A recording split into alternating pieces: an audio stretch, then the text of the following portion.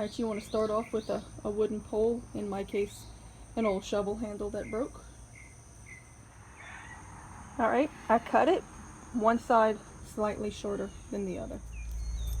Alright, next I'm making a linking chain. I'll show you the connectives. Chain, S-hook pinched to where they can't come loose, and a swivel screw.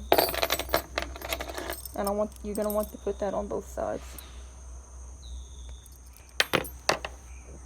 Then you're going to want to screw that in, one to each side, to connect these two pieces.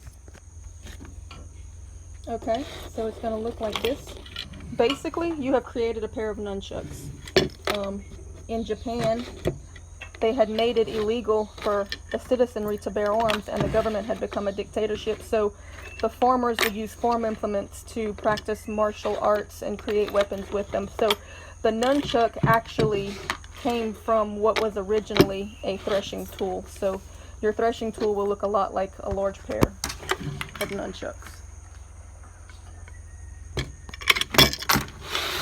Now, it'll work like this, but I'm going to secure the ends a little more with some good old handy duct tapes, just to make sure that as it's taking the beating, the wood doesn't crack or split. Now my ends are going to look like this. This is where the threshing tool is really going to shine, but if you don't have this, you could use a big sledgehammer or really just a stick, anything to just beat it. It's really going to be about breaking that stuff loose.